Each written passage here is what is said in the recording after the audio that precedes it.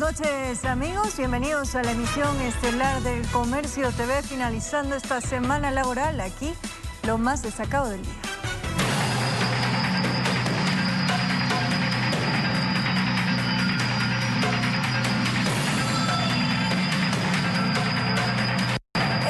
Viralizados en las redes, extranjeros denunciaron haber sido agredidos por miembros del Cuerpo de Agentes Metropolitanos de Control. La entidad, mediante comunicado, informó que el operativo respondió a una denuncia de la comunidad por el mal uso del espacio público. El operativo quedó registrado en video. Según los denunciantes, fueron sorprendidos por un pelotón que intentó llevarse aspiradoras, mangueras y motores que utilizan en su trabajo diario. Ellos no llegaron pidiendo permiso ni nada por el estilo. Ellos llegaron fue quitando todas las cosas y agrediendo a todo el mundo. Ante la arremetida, lo que hicieron es evitar que se lleven sus herramientas de trabajo y se armó la grande. El operativo se convirtió en una batalla campal. En uno de los videos se observa cómo los agentes de control someten a una persona a golpes. El agredido, un adolescente de 16 años de edad, a quien le partieron la cabeza. Su hermano menor, que intentó ayudarlos, también fue golpeado. No obstante que lo tenían tirado en el piso, ya casi moribundo, le lanzaron más gas pimienta. Los lavadores de vehículos indicaron que 6 de sus compañeros resultaron con golpes y hematomas, que les agredieron con gas pimienta y toletes. Los afectados indicaron las huellas que les dejó la supuesta violencia de la que fueron víctimas. Como yo me puse a discutir con el señor, empezaron a darme golpe y me empezaron a echar gas pimienta a mí y otros compañeros. En el sur de Quito, dicha actividad no es nueva.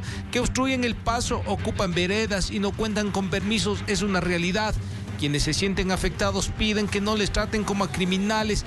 No niegan ser extranjeros, pero solicitan que no les quiten el sustento. Empezaron a quitar la cosa a la señora. Aquí a la señora le quitaron la silla y se le llevaron un poco de cosas. Solicitamos a las autoridades municipales una versión de lo sucedido. Aparentemente un exceso de violencia, pero nos manifestaron que están en proceso de investigación y que se pronunciarían en las próximas horas. Por lo pronto, mediante comunicado, el Cuerpo de Agentes de Control Metropolitano de Quito indicó que el operativo respondió a una denuncia de la comunidad por el mal uso de espacio público, además de amenazas e intimidaciones, que los infractores les agredieron con armas blancas, piedras y objetos contundentes, que uno de sus servidores fue herido. En Quito informó Iván Casamen. Mientras que en Llano Grande, al norte de Quito, delincuentes ingresaron a un conjunto habitacional y se robaron un vehículo. El hecho quedó registrado en cámaras de seguridad.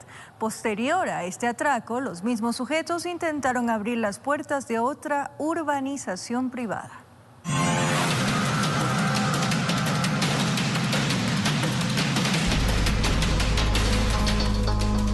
En horas de la madrugada, 3 desconocidos logran ingresar a un conjunto habitacional. Colocan un papel en la puerta peatonal para evitar que se cierre y es cuando actúan. Uno de ellos se percata de la cámara de seguridad que los está grabando. Luego se sacan los zapatos, se ponen hasta guantes y empiezan a revisar los autos que están parqueados. Como dueños de su casa circulan viendo los vehículos a ver cuál es el que le necesitaban. En el video se observa cómo recorren todo el estacionamiento y con la ayuda de herramientas logran desactivar la alarma de un vehículo. En segundos lo encienden como expertos. Posterior a esta escena manipulan las seguridades de la puerta de ingreso al conjunto y sin ningún problema se roban el carro. Tienen kit de herramientas. Con eso es lo que comienzan a abrir, a bloquear incluso alarmas y proceden a hacer el daño. Ese día los delincuentes visitaron también otro conjunto ubicado en el mismo barrio en la calle Pedro Montero. Pero aquí no tuvieron suerte. Trataron de sacar las puertas, de cortar los cables, pero se dieron por vencidos. Se ve que el intento que están haciendo, pues tratan de levantar la puerta. Rompen los cables, como les repito, para tratar de que brinque el sistema porque es automática también, pero no pudieron hacerlo. Los delincuentes se movilizan en un vehículo color vino, es decir, una banda que mantiene en zozobra a los moradores de Llano Grande, barrio Redín 1. Anda un carro también que es el que como que campanea. Se ve que primero ve, estudia el terreno, los conjuntos, y después llegan los otros. En Llano Grande piden más control y presencia policial. Tenemos que ganarles a la delincuencia y necesitamos el apoyo en sí del gobierno, de las autoridades competentes. Informó Priscila Cadena. 2 mujeres fueron impedidas de ingresar sustancias ilegales a la cárcel de Latacunga.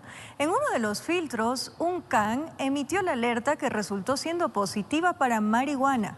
Una de las sospechosas estaba embarazada. Las mujeres trataron de ingresar en el primer turno de visita a la cárcel de Latacunga. Era eso de las 8 de la mañana. Entonces, en el filtro del registro se emitió la alerta. Posiblemente llevaban droga. Minutos después fueron trasladadas a un hospital, donde procedieron a la extracción de la sustancia ilegal. Son 2 paquetes. Un paquete tiene 532 gramos de marihuana y el otro tiene 232 gramos de marihuana. En total es casi 700 gramos de marihuana en conjunto con las 2 personas. Ambas iban a una visita conyugal. Los pequeños paquetes estaban perfectamente envueltos. Un cuerpo extraño en el interior del organismo, específicamente en las partes íntimas de estas 2 ciudadanas. Una de las sospechosas fue detenida, mientras que la otra está con medidas sustitutivas. La otra ciudadana, ella se encuentra con medidas sustitutivas por el estado de gestación que se encontraba en ese momento. Según la policía, la droga al parecer iba a los pabellones de mediana y mínima seguridad. Posiblemente tenían como objetivo ser comercializadas allí dentro. Ahora que se analiza si se suspenden o no las visitas a los PPL, a quienes las sospechosas pretendían visitar. En los últimos 6 meses se han identificado 28 novedades similares. Informó Marilyn Jaramillo. 4 sujetos fueron capturados por la Policía Nacional en distintos operativos. Se presume que los detenidos cometían actos ilícitos en la provincia de Esmeraldas. Todos estos paquetes fueron encontrados por los uniformados al interior de 2 maletas de ropa, pues habría sido un operativo que llevó a parar la marcha de un vehículo y ahí verificar lo que al interior se hallaba. El cual, mediante con técnicas de observación y perfilamiento, separó la marcha de un vehículo tipo bus, el cual cubría la ruta San Lorenzo-Esmeraldas. No se percataron que los uniformados revisarían hasta la bodega del bus interprovincial y ahí la sorpresa. Se encontró 2 maletas cuyo interior tenía varios paquetes de forma rectangular con posibles sustancias sujetas a fiscalización, que una vez realizado las pruebas dieron positivo para marihuana con un total de 45 kilos. El dueño de este equipaje fue detenido para las respectivas investigaciones. Pero ese no fue el único caso, pues en Quininde, también en la provincia de Esmeraldas, agentes de la UNACE con apoyo de personal preventivo procedieron a la aprehensión de 3 ciudadanos por el presunto delito de extorsión. Así fue como la policía halló en su poder celulares e incluso dinero. Entre los detenidos está una mujer y se presume se movilizaban en esta motocicleta. Con estas evidencias, los sujetos fueron puestos a órdenes de las autoridades competentes. Informó Ismenia Solórzano. Capturan a un sujeto acusado de asaltar a un juez de lo penal. El robo ocurrió mientras el magistrado circulaba en su vehículo por el suroeste de Guayaquil. Al juez de lo penal le robaron varias pertenencias, entre ellas la computadora de trabajo, mientras circulaba en su vehículo por las calles Huancavilca y Gallegos Lara, en el suroeste de la urbe. La Policía Nacional informó que el funcionario fue interceptado por una motocicleta y un auto y apuntado con armas de fuego. Había sido víctima de robo de dotación que había sido entregado para que pueda ejercer su trabajo. En este caso, una computadora y su teléfono celular. Al momento del hecho delictivo es amedrentado con un arma de fuego para que pueda entregar sus pertenencias. El robo fue cometido por 3 delincuentes, quienes en ese momento lograron escapar. No obstante, la policía detuvo a uno de ellos horas después, en el cantón Durán. Allí se logró recuperar parte de lo sustraído. Al momento de realizar el allanamiento, se encuentra en el interior del domicilio un arma de fuego tipo rifle, calibre 22. Se trata de Alfonso Vázquez, quien presenta 7 procesos judiciales en su contra y contaba con medidas sustitutivas por el delito de robo. Lo más importante, que acaba de salir el 30 de enero y tiene un proceso para sentencia ejecutoriada para el mes de marzo, es decir que está próximo a ser sentenciado. La policía se encuentra tras la pista de los demás malhechores, informó Jorge Salazar. El juez Edwin Ceballos realizó una inspección en el Centro de Revisión Técnica Vehicular de Guamaní para verificar si los establecimientos tienen los permisos correspondientes de funcionamiento. ¿Qué fue lo que se evidenció? Les contamos más adelante.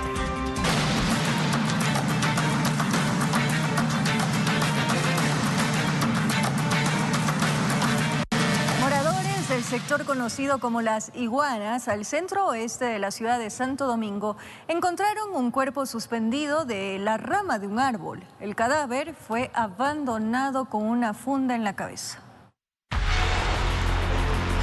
William, de 23 años de edad, salió de su casa al mediodía del jueves. Supuestamente regresaba para almorzar y no volvió ni a merendar. Llegó el nuevo día y no daba señales de dónde estaba. Su padre empezó a buscarlo. Preguntaba en la vecindad, pero de su hijo no tenía noticia alguna. Era un muchacho tranquilo, no con nada, no le gustaba la bebida, ni fumaba, nada. Le gustaba andarse jugando en la cancha con los compañeros, no se preguntó a los amigos, todo. Entonces comenzamos a llamar y nada. A media mañana corrió la voz que un cuerpo de sexo masculino apareció colgado de la rama de una mata de plátano. Llegó al sector y confirmó que era su hijo. Pero tengo que estudiar y esa muerte no se va a quedar impune, eso tiene que salir adelante. Porque yo mismo voy a poner fuerza de yo mismo puedo hacer eso. Los vecinos presumen que al joven lo asesinaron en el sitio y lo suspendieron. Corrió el rumor que en la madrugada escucharon gritos de auxilio. Al chico lo mataron, porque ha estado pidiendo auxilio, dice una señora ahí abajo, que ha estado gritando que le ayuden, más o menos 5:30 de la mañana, dice. No hay indicios de lo que pasó, pero el cadáver presentaba aparentes signos de violencia y lo dejaron con una funda negra en la cabeza. Además tenía el torso desnudo. Entre las hipótesis que lo citaron en base a engaños y una vez en poder de los asesinos, ya no pudo escapar. Raspado todo el pecho, todo. Como que se lo hubieran arrastrado. Claro, como que le estaba arrastrando al chico. Serán las investigaciones y el protocolo de autopsia los que revelen las causas de muerte, por ahora misteriosa y con más interrogantes que respuestas. Estaba colgado ahí con una soga. Sí, pero estaba con una funda a la cabeza, o sea, no se le pudo ver bien. Solo el cuerpo, del cuello para abajo. Por la funda en la cabeza, muchos se negaron a creer que el joven de 23 años de edad se habría autoeliminado. Informó Iván Casamen. Un ciudadano de 23 años de edad fue acribillado la tarde de este viernes al estilo sicariato. El hecho ocurrió en el sector La Propicia del Cantón La Libertad. Se presume que 2 tipos en una motocicleta fueron quienes realizaron los disparos. Una muerte violenta al estilo sicariato se registró la tarde de este viernes en el barrio La Propicia del Cantón La Libertad. La víctima fue identificada como Stalin Reyes Ortega, de 23 años, quien no tiene antecedentes. Las primeras versiones indican que 2 sujetos en una motocicleta fueron quienes dispararon. Móvil, de hecho, igualmente una motocicleta, 2 ocupantes atrás del señor Oxis. Se presume que el fallecido también se movilizaba en una motocicleta. Sí, presumiblemente se encontraba en la motocicleta. Agentes del Departamento de Criminalística recabaron los indicios balísticos y realizaron el levantamiento del cadáver. Casi a la misma hora en el Cantón Salinas, en la vía Punta Carnero, una menor falleció cuando la moto en la que se movilizaba se impactó con la parte posterior de un bus de transporte público. La chica venía de allá para acá y no se fue de largo, y la buseta creo que no lo vio porque se plantó un rato, pero después cuando la buseta se fue con toda la buseta, entonces cuando le chocó la moto ya cayó y ahí le aplastó la cabeza.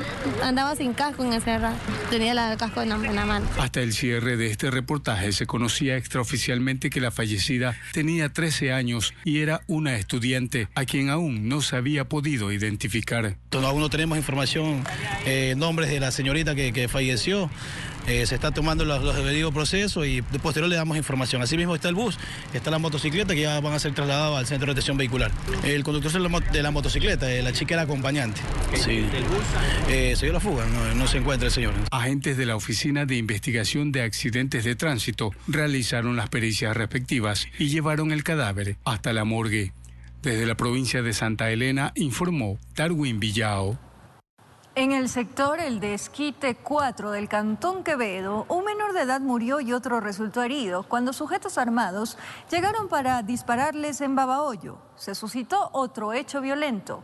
Una persona de la comunidad LGBTI fue asesinada bajo la misma modalidad.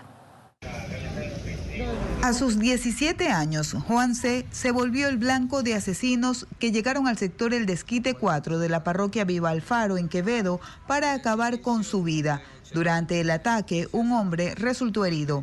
En circunstancias en las que ha estado aquí en la cancha, tenemos conocimiento que hay un herido también. Estamos verificando quién es la persona herida que está en el hospital en este momento. La policía investiga qué motivó el crimen contra el menor de edad, ocurrido cerca de una cancha cuando varias personas compartían al finalizar la tarde de este jueves. En lo posible también evitar estar libando en la vía pública. Eso es lo que no corresponde, porque estamos dando la oportunidad para que, si es que tenemos algún tipo de, qué sé yo, de rencilla o algún tipo de venganza, sea la oportunidad para que gente armada venga y haga de las suyas. Déjala, Pepa, ¿sí le dispararon? Durante la noche en Babahoyo, un miembro activo de la comunidad GLBTI, identificada como Camila Azul Vargas, fue asesinada al estilo sicariato en la calle Calderón y Último Callejón. Camila había participado en varios reinados. En su último triunfo fue electa reina del Carnaval Los Ríos 2021. La policía ahora investiga qué motivó su asesinato. Desde Los Ríos informó Odette Camacho. Más adelante, el ex contralor del Estado, Pablo Celi, y el ex gerente de Petroecuador, Pablo Flores, fueron sentenciados a 13 años, 4 meses de prisión por un tribunal de la Corte Nacional de Justicia, al considerarlos autores del delito de delincuencia organizada en el caso Las Torres.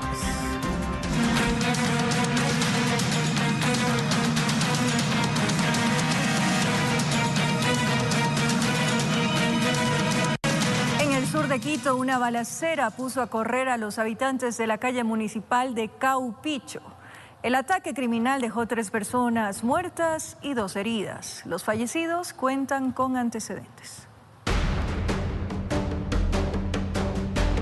Se sabe que 5 amigos conversaban en los exteriores de una peluquería ubicada a la altura de las calles Leonidas Dubles y Línea Férrea, en el sector de Caupicho. De pronto vieron la silueta de varios sujetos que se habrían bajado de una camioneta y les reventaron a tiros. Intentaron correr, pero las balas alcanzaron a todos. Las víctimas quedaron tendidas en el asfalto. Como unos 20 disparos.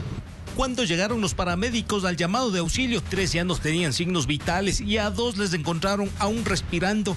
De urgencia fueron trasladados a una casa de salud donde permanecen con resguardo policial y en cuidados intensivos. Se activó el Código Plata para precautelar la integridad de los heridos y del personal de salud. El atentado criminal terminó con la vida de un hombre de 34 años, otro de 28 y el tercero de 22. Todos cuentan con antecedentes y sus cuerpos quedaron separados, como que intentaron correr, pero las balas fueron más rápidas y letales. Se coordinó con las unidades especiales para que realicen el levantamiento de información y de indicios que puedan determinar el móvil de este hecho delictivo. Los 2 heridos tienen limpia la hoja de vida. Aparentemente se trataría de una disputa entre grupos delictivos organizados. En el atentado criminal, por las evidencias balísticas, supuestamente utilizaron armas cortas. Algunas evidencias balísticas a lo largo del trayecto donde fue el hecho se pudo verificar. Criminalística levantó esa información. El acto criminal les tomó un par de segundos y salieron por las mismas. Muchos se quedaron congelados del susto. Ventajosamente no hubo víctimas colaterales. Una masacre por disputa de la droga. Un carnaval delictivo donde jugaron con plomo, sin piedad ni temor. En Quito informó Iván Casamen. En Guano, provincia de Chimborazo, un joven de 24 años habría sido asesinado. Lo torturaron antes de quitarle la vida para luego abandonar su cuerpo. Se presume que todo fue por robarle su auto. Maniatado y con signos de violencia fue encontrado Ricardo V, de 24 años de edad, quien estaba desaparecido. Lamentablemente lo asesinaron, al parecer con un impacto de bala en la cabeza.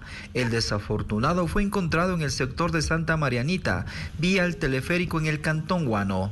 Se pudo verificar una herida por el paso del proyectil de arma de fuego a la altura de la cabeza. De igual manera con heridas en el rostro, aparentemente también con un objeto contundente, una piedra. Han levantado algunos indicios, como son las cintas de embalaje que lo han utilizado, posiblemente se encuentren algún tipo de huella. Según el fiscal, se presume que el principal móvil del asesinato sería el robo de su auto, de marca Kia del año 2023. La policía ha iniciado la búsqueda de dicho automotor. Posiblemente porque un auto Soluto, algo así es, nuevo, ha sido llevado porque con ese auto ha estado la persona fallecida. Don Medardo fue quien encontró el cadáver. Cuenta que dio aviso a la policía. Aún asustado, dijo que es la primera vez que observa estos tristes cuadros. Como digamos, tenía las manitos para atrás y había mechas de que había sangre en las manos. En medio del intenso llanto de los deudos, el cuerpo fue trasladado hasta la morgue del cementerio municipal de Riobamba. Mientras tanto, la DINASED y Criminalística recababan huellas y vestigios y aspiran dar con el paradero de los responsables de este cruento asesinato. En Chimborazo informó Darwin Altamirano.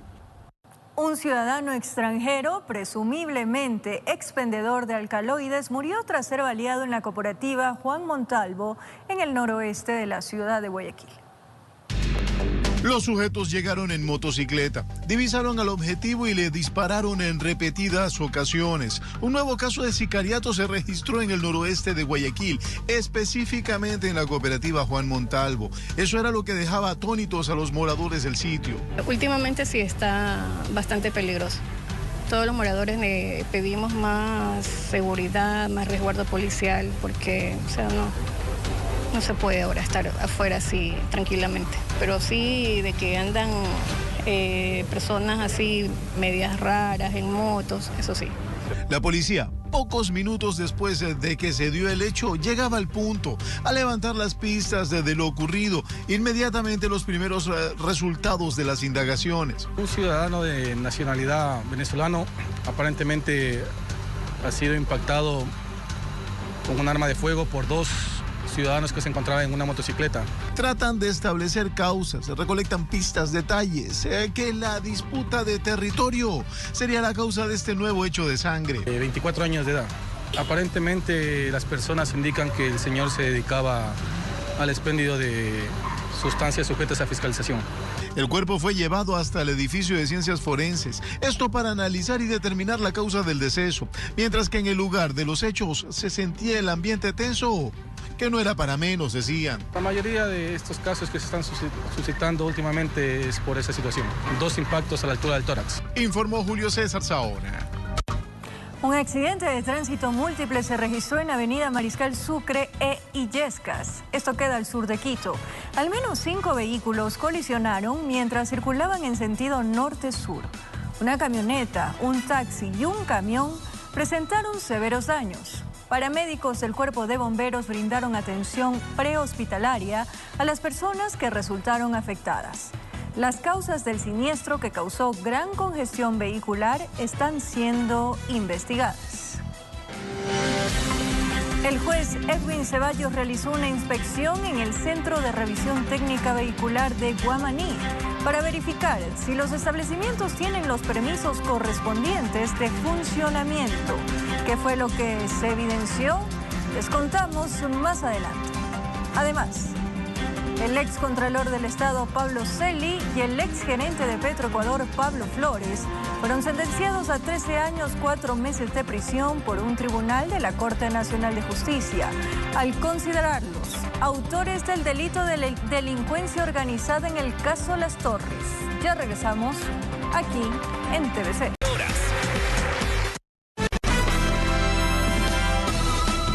Gracias por seguir en sintonía de la emisión estelar del Comercio TV. Como les anunciamos, el juez de Garantías Constitucionales Edwin Ceballos realizó una inspección en el Centro de Revisión Técnica Vehicular de Guamaní para verificar si los establecimientos tienen los permisos correspondientes de funcionamiento. La inspección judicial fue parte del proceso de la demanda ciudadana interpuesta contra la autoridad municipal tras los inconvenientes y multas que la ciudadanía recibió por la recalendarización de la revisión técnica vehicular durante el año pasado. En la diligencia, el magistrado verificó la existencia de permisos de funcionamiento, el servicio que brindan a la ciudadanía y las supuestas violaciones de derechos, seguridad jurídica y discriminación que los demandantes alegan recibir en dichos centros. El señor juez, en base a sus competencias, ha verificado los permisos de funcionamiento, ha hecho un recorrido sobre los centros de revisión y le hemos presentado todos los lineamientos y requisitos que debe cumplir un centro de revisión, que son más de 12. Es decir, no podemos exigirle a la ciudadanía cumpla con una obligación cuando ellos, la tienda de la esquina, la ferretería, la industria, tienen su LUAE, su patente, paga sus impuestos y pues por propia boca del alcalde Guarderas, los centros de revisión durante 10 años no han tenido permiso. El abogado demandante explicó que en el procedimiento, la Agencia Metropolitana de Tránsito señaló que los permisos de los establecimientos estarían en trámite, razón por la cual, alegan, no se estaría garantizando si los centros de revisión cumplen con los estándares específicos planteados en la ley de tránsito. Y esto es lo que nosotros hemos reclamado.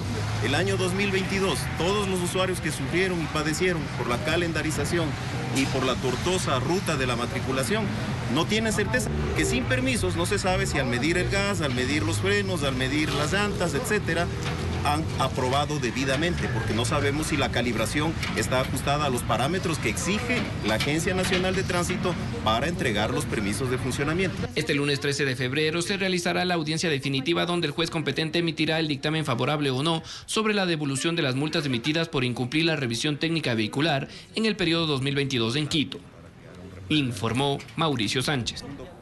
La creación de un fondo de fideicomiso que permita el pago a los transportistas por kilómetro y no por pasajeros es uno de los factores que el nuevo alcalde electo de Quito planteará para mejorar el servicio en la capital.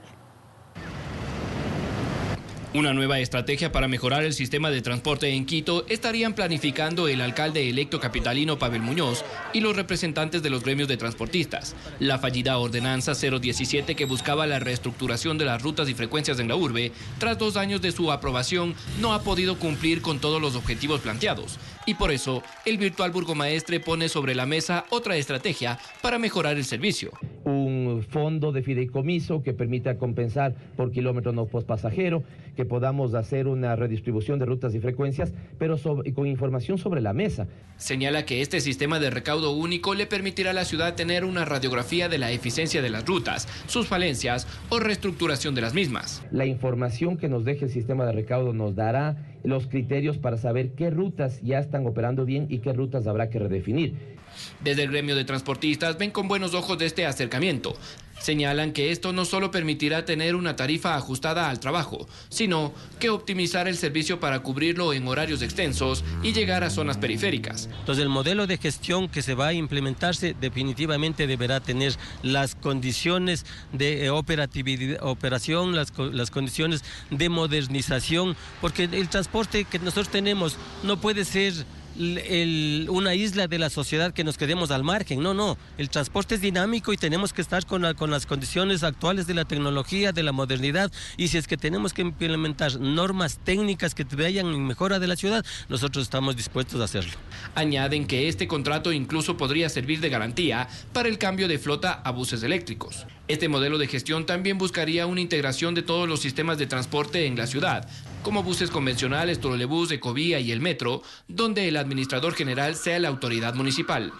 Informó Mauricio Sánchez. La tarde de este viernes se registró una estampida en una unidad educativa del centro norte de Quito.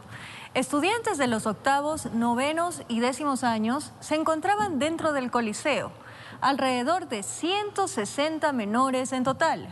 Al tratar de salir en medio de empujones, provocaron la emergencia, misma que fue atendida de manera oportuna por elementos de ayuda.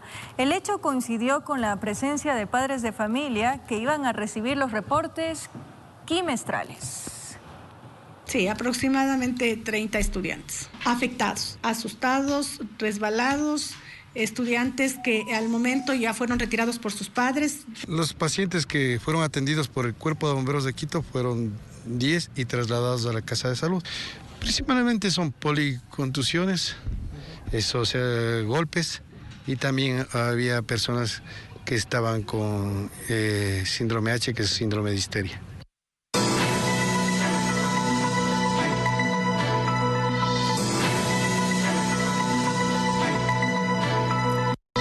Contralor del Estado Pablo Celi y el exgerente de Petroecuador Pablo Flores fueron sentenciados a 13 años, 4 meses de prisión por un tribunal de la Corte Nacional de Justicia, al considerarlos autores del delito de delincuencia organizada en el caso Las Torres.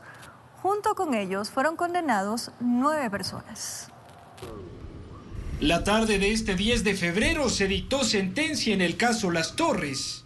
Los jueces condenaron al excontralor Pablo Celi a 13 años y 4 meses de cárcel por el delito de delincuencia organizada. El exgerente de Petroecuador Pablo Flores recibió la misma condena. Según Fiscalía, ambos procesados son considerados líderes de una estructura delictiva que sobornaba a un contratista de la empresa petrolera. La Fiscalía llegó a establecer la existencia de una estructura criminal que se desarrolló desde Petroecuador, desde la Contraloría General del Estado y en la Secretaría de la Presidencia de la República. 55 medios probatorios que llegan a establecer la existencia de esta estructura criminal. Otras 9 personas, entre ellos Esteban Celi, hermano del excontralor, también fueron condenadas como colaboradores en este caso, con penas entre 7 y 9 años de cárcel. La sentencia en primera instancia se da tras un juicio que tuvo 45 días de duración, más 2 meses que se tomaron los magistrados de la Corte Nacional para deliberar. Los condenados deberán esperar la sentencia por escrito y tras ello tendrán 3 días para apelarla. Celi, quien permanece en arresto domiciliario, y Pablo Flores deberán pagar una suma de $250.000 como reparación al Estado, mientras que los otros 9 procesados cancelarán una suma que bordea los $100.000. Con la realización de Paola Castillo, informó Álvaro Terán. El Pleno del Consejo Nacional Electoral, CNE, removió del cargo al director de la Delegación Electoral del Guayas, John Gamboa, luego de que el vicepresidente de esa entidad denunciara al funcionario de un supuesto centro de cómputo paralelo que habría procesado presuntas actas falsas del referendo. Tras la denuncia realizada por el vicepresidente del CNE, Enrique Pita, sobre un presunto centro de cómputo paralelo que habría estado funcionando dentro de la Delegación Provincial del Guayas con el objetivo de falsificar actas de escrutinio y así modificar los resultados del referéndum, agentes de la Fiscalía General del Estado y de la Policía Nacional ingresaron a la Delegación del Guayas para verificar la existencia de esta habitación que habría sido reportada como una bodega. Luego de realizar el proceso judicial respectivo, detuvieron a Jorge Enrique R.M., funcionario del CNE. En la audiencia de formulación de cargos, la Fiscalía solicitó que se ordene prisión preventiva para el sospechoso. Sin embargo, el juez resolvió dictar medidas sustitutivas, es decir, que se presente ante la autoridad competente y la prohibición de salida del país. Esto mientras que en sesión realizada también este viernes, el Pleno del Consejo Nacional Electoral decidió designar a Wilson Hinojosa como nuevo director provincial del CNE en Guayas, dejando sin puesto a John Gamboa, a quien sus miembros acusan de estar involucrado en este supuesto delito. Que este equipo de trabajo que estuvo bajo la dirección del señor Gamboa tendrá que ser evaluado por el nuevo director o el director encargado para su reestructuración de ser necesario. El paradero de Gamboa se desconoce. Desde la clandestinidad dice que el vicepresidente del CNE, Enrique Pita, sabía del centro de cómputo paralelo y negó que allí se haya estado falsificando actas.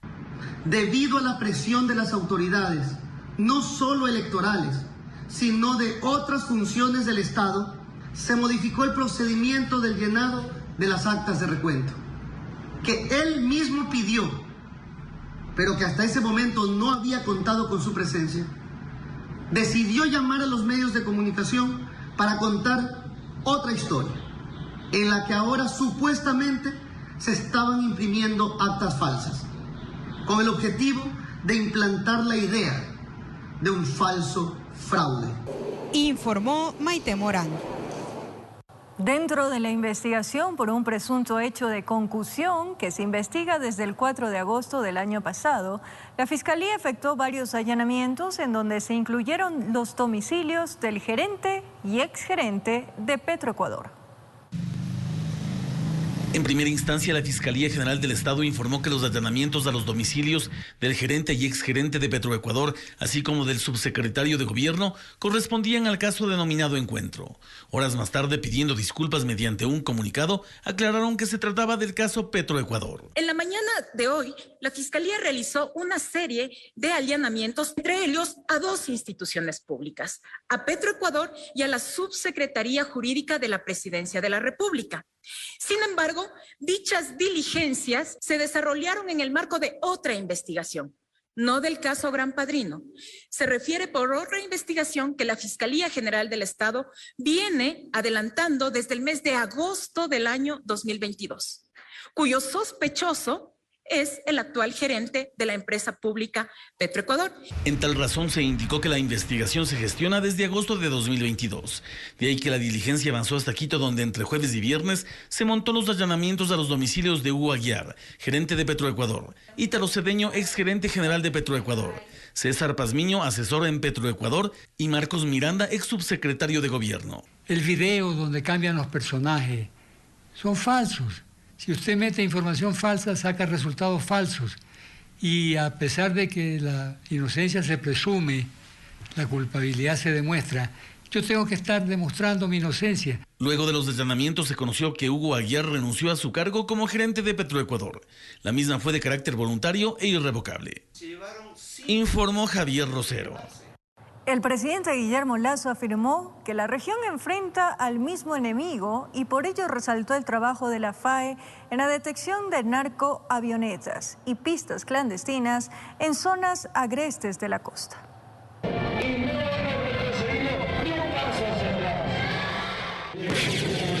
Larga es la memoria histórica del último conflicto bélico que Fuerzas Armadas libraron sin doblarse ante el asedio del sur.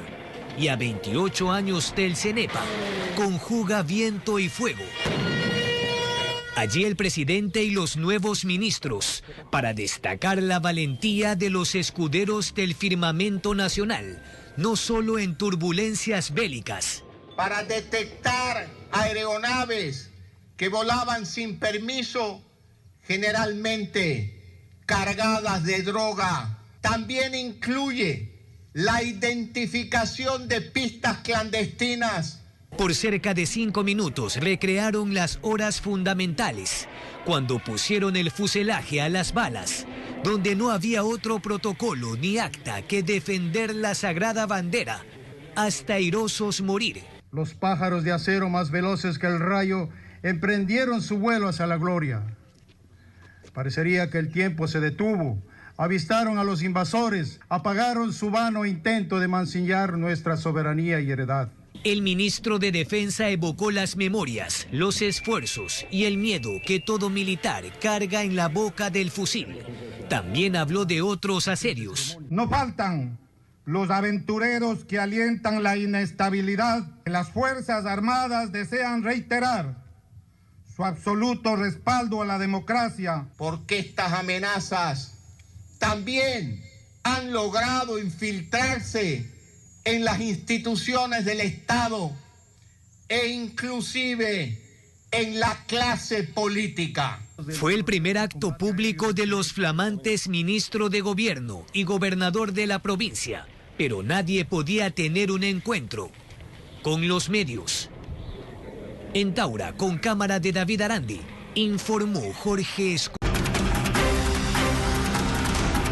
En lo más destacado del acontecer internacional, Turquía y Siria vivieron su quinta jornada de rescates tras el terremoto de 7.8 que afectó a ambas naciones.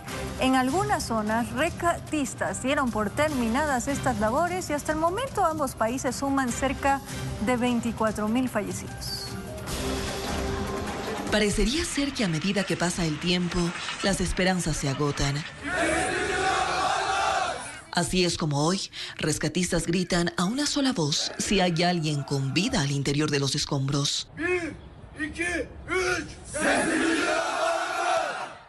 Son miles de bomberos y rescatistas contra casas y edificios completamente colapsadas. Y es que tienen la esperanza. Mire, por ejemplo, hace pocas horas esta familia de 3 integrantes turcos fueron hallados con vida, ya casi sin fuerzas y poco pulso, pero se aferraron a sus ganas de vivir. Luego de horas y horas, debajo de los escombros de la caída de un edificio, este joven también fue hallado con vida y entre aplausos es recibido. Ahora ponga atención a esta conmovedora escena. Un perro que con un gato permanecen abrazados tras todo el caos que viven ambos países después de los terremotos. Pese a todas estas escenas, hoy, entre Siria y Turquía se contabilizan cerca de 24.000 muertos y 82.000 heridos. Ya en la localidad de Ankara se dieron por terminados los trabajos de búsqueda de sobrevivientes. En las últimas horas se han producido más de 80.000 rescates de personas que llevaban horas sepultadas. Una verdadera lucha. Sin embargo, equipos especializados excavan en una búsqueda cada vez más desesperada, pues creen que tras este fin de semana será más complicado hallar gente con vida. Mientras tanto, desde la ONU se ha destinado $23 millones para ayuda humanitaria en ambas naciones. Informó Ismenia Solórzano. En las últimas horas en Perú se vivió una nueva jornada de protestas que dejaron otra víctima mortal. Por otro lado, en Israel murieron 2 personas tras un atropellamiento masivo. En Perú, las protestas antigubernamentales cobraron una nueva víctima, con lo que subió a 60 el número de fallecidos en 2 meses de manifestaciones en el país sudamericano. La presidenta Dina Boluarte confirmó que se trata de un hombre de 22 años. Eso mientras que en manifestaciones que se han desarrollado en otros puntos del país, principalmente en la ciudad de Juliaca, 23 personas resultaron heridas. 9 están hospitalizadas, incluyendo 3 por arma de fuego. Boluarte asegura que no renunciará hasta que se elija a su sucesor en elecciones adelantadas. Mientras tanto, en México, sujetos armados atacaron a 4 personas, quienes viajaban a bordo de un vehículo sobre una carretera del estado mexicano de Oaxaca. Como saldo, 3 personas murieron en el lugar de los hechos. Según las primeras investigaciones, aquí es recurrente que ocurran conflictos entre bandas, lo que obligan a la población a salir de la localidad.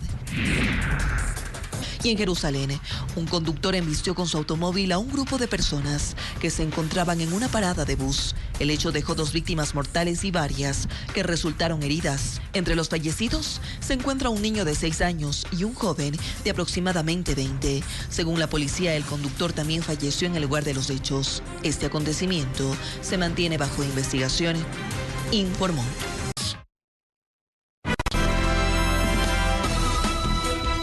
Momento de despedirnos, amigos. Gracias por su compañía, cariño, pero sobre todo esa fiel sintonía. Que tengan un buen fin de semana, que descansen. Mis mejores deseos para ustedes y nos reencontramos, por supuesto, el día lunes. Un abrazo grande.